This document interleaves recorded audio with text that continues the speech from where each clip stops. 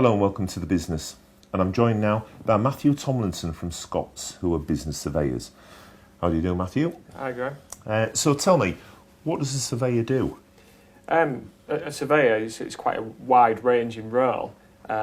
We get involved with professional work, which could be valuations and landlord and tenant advice, right the way through to actually being agents to market property, both on a leasehold and freehold basis.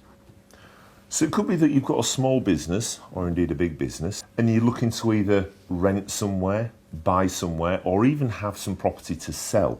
So if we take this one step at a time, rental, what's your top tip for someone that's thinking of renting a premises somewhere?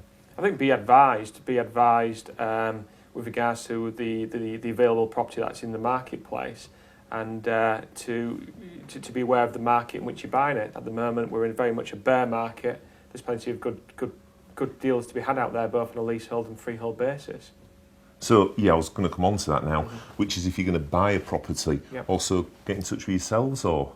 Absolutely. You know, if you're in a position whereby you want to acquire a property, whether you want to actually take a lease on a property or indeed want to buy a property, it's maybe best to have a surveyor acting on your behalf to ensure that you get best value. Yeah. And now, if the shoe's on the other foot, Yes. we're coming to sell the property. Any tips for that then? Yeah, again, I think the initial choice of the agent that you're going to use, make sure you choose correctly, that you've done your research, that you're not employing a surveyor who is largely involved with, say, the residential market when you actually want to sell a shop. If you're going for, let's say, planning, because a lot of people in development, they'll go for planning, so they're going to put a unit there. Is there any top tips that you'd give for someone that was going to plan to put a unit there?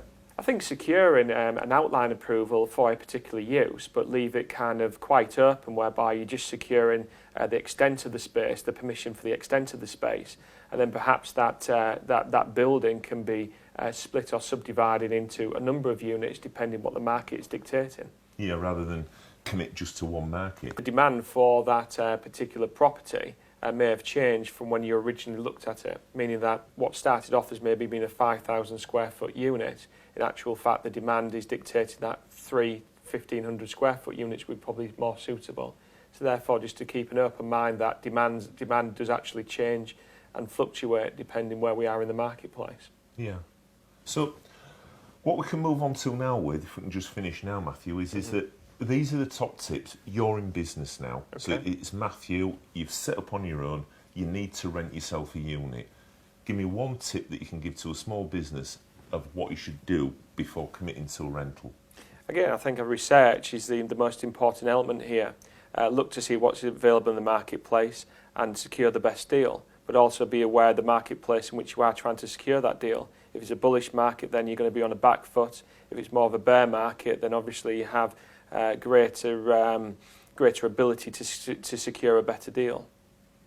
And does that the same go now for buying a property? Is that your tip there then? Would it be the same? Okay, if you have cash resources already secured, whether this be cash resources or funding with the bank, then certainly we're in a marketplace whereby you can drive home a good deal.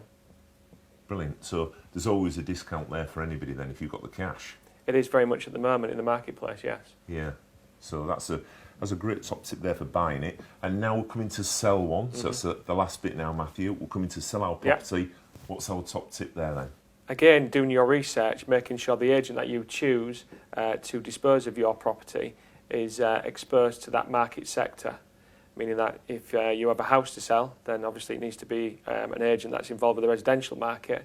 If it's an office or industrial unit, then again you need to be looking at a commercial agent, and you need to look out how active they are in those particular marketplaces. Yeah. Great tips from Matthew there. I hope you've learnt something there. I'm sure I have. Thanks for joining us, Matthew. Thank you. See you again. Thank you. Always a pleasure, never a chore.